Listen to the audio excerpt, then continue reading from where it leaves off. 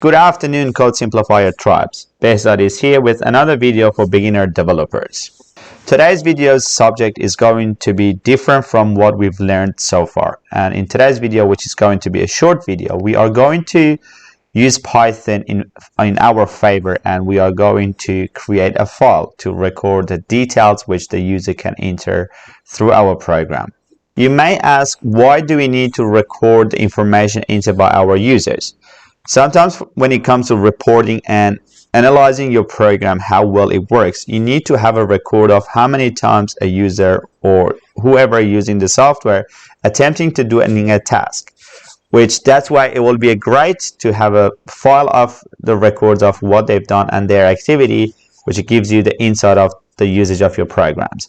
And in today's video, we are going to create a simple file. Before we just jump into coding, I will explain it to you in theory, and then we will come back and coding our programs. So let's get into it. To create a file in Python, the first you need to open the file.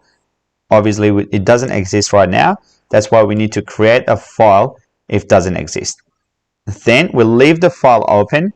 As you see here, we open up the file, and I will show you in the code so we'll understand what's going on. But it will be good to understand the process first before you write in the codes. So here you open the file and create it if the file doesn't exist. Then we'll leave that file open to record everything which will user enters through the system. And once we finish with recording, and we will close our file. And in that case, you will have a file with information inside that file. Once we created our file, we need to read the information or content inside the file. And to read it, we follow these procedures. The procedure will be for each line in the file, print all of those lines. In other words, is here highlight the yellow one means a variable name for the line and a new variable to read the file, which again, I will explain them more in details once we write our codes. And this is how the process it is, how you create a file, how to leave the file open, how to record all of those information, close your file, and here we learn how to read information inside a file. So let's get into our coding. And here is going to create a new file, a Python file. We name it file reader, and it will be Python. Create a project. Here's the file.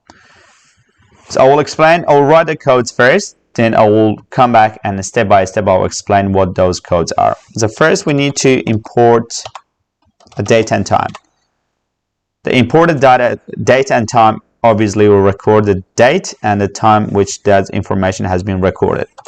Then we need to create a file. Here we just write our file name, entry checker. The name of the file, it could be everything, but because it has the name of the variable has to be relative to what it does, this will be a best description for our file. So entry checker. Then you just have a double quotation mark. You're just going to write entry checker dot text. So the entry checker variable create a file names entry checker dot text, and it is super important which you understand how you name your file, and do not forget to write the format of the file which you're creating here. So we're just writing entries equals, so it will be same process as the last one, enter something, write on file equals to open. So we created a variable to hold the information of our entry checker. Here we enter our entry checker, space and double quotation, lower w plus.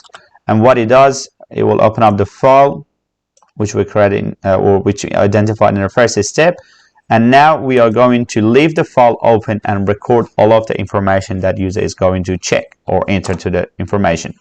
So here we write down if entries, for example, less than 10 or less than 6, we just write down reason equals to it is less than 6.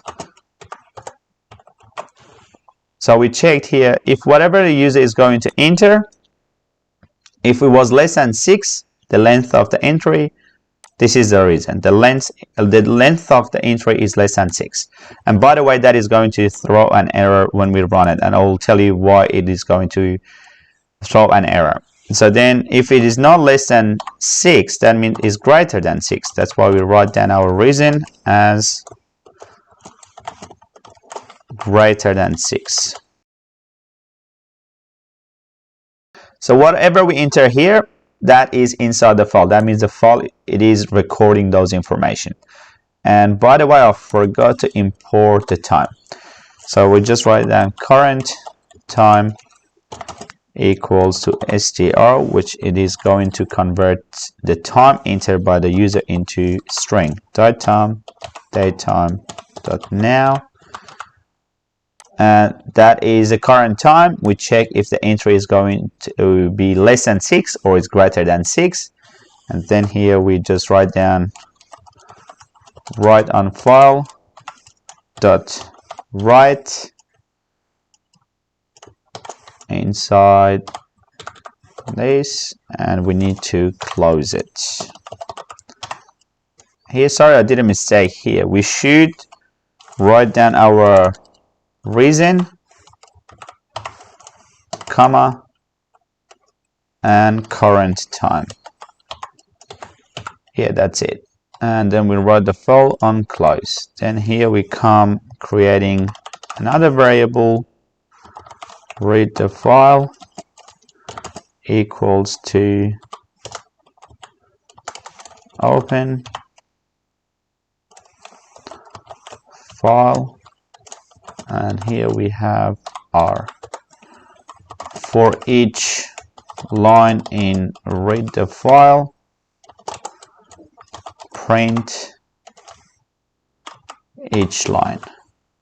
And as I mentioned, it is going to throw an error, and I will explain to you why it is going to give us an error. So I ran the file, and again we got another error, which we have to check it. Why is that? The tags is there 2 arguments. Okay, sorry. Here instead of the comma, we have to use plus symbol. If you put a comma, it will read it as 2 different arguments, and since we have 1 argument or 1 entry through our file, we have to convert it as 1. That's why we change it to the plus. I've done a few minor mistakes, and I'm sorry for that. I have to just inform you about what I've done. The first one is when we're putting our entries, we must declarify to using an input. That's why the system knows that we are going to enter some information in through the console. That is the first change. And the second change here is you have to open the file itself to read the content inside it. So once we've done those 2 changes, we are going to run the application to see what is going on. Here we ask enter something. I start off with a combination of letter and number. First one, it is less than 6, the date, time, and current time. We'll run it one more time, and we are going to write a bigger code. So as you see here, it says it is greater than 7, and it gives us again the date and the time. As you see, the system is working, and the program we wrote to create a file, write in a file, and read the information inside a file, it works. And if we go into the location of your project where you saved your location, you see a file here, which it will gives you the information inside that file. Here, as you see, it is greater than 7. And one thing you have to remember is because this type of information or this line of codes we write here, when we're just writing, it will override the current information. That means it doesn't add up what information is going to be saved. Explain it one more time about what we've done and how was the process. Very quickly, we imported a class for date and time, which we are going to just get information as a current date and time. Then we created a file, which that file we gave a name to it, and as I mentioned earlier, we have to make sure you're giving the format of the file as a text. Then we, as per usual, we're getting information or asking the user to enter some information through our console. Then we are getting that information and convert it to a length. or int to be able to just compare it with some int information. Here we open up the file, we put those information inside a variable, we open the file and we start to writing inside that file. Then here we converted our time to a string. Here we checked if the user entry information is less than 6 characters, it doesn't matter is number or letter or any combination. If it is, the length of those characters is less than 6, the reason we are just telling is it is less than 6. Obviously you can just read or write information as much details as you want. And if it is not less than 6, that means it's greater than 6. That's why we're just writing this information on this code here. Then at the last step, we came back to the file, we got the variable we created here, and we said whatever is happening between these two steps, write them and give us a time. And once we finish with those processes, we close the file for not recording any further information. And in our last step, we created another variable to read the file's information. Again, we opened our file. Here we're just using R, that means to read the content inside that file. And here again, for each line inside that variable, which is obviously the file we created in the first step, read them and tell us what it is. And once you run your program, it just gives you what you're expecting. And it will save those information inside the file you created. So that's it for this video. I hope you enjoyed it.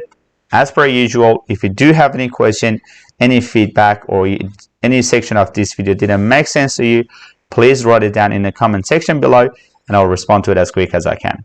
And if you are new to this channel and you haven't subscribed yet, please make sure you do and put the ring bells notifications on so you won't miss any weekly upcoming videos. Thanks for your time watching. I will see you all next week.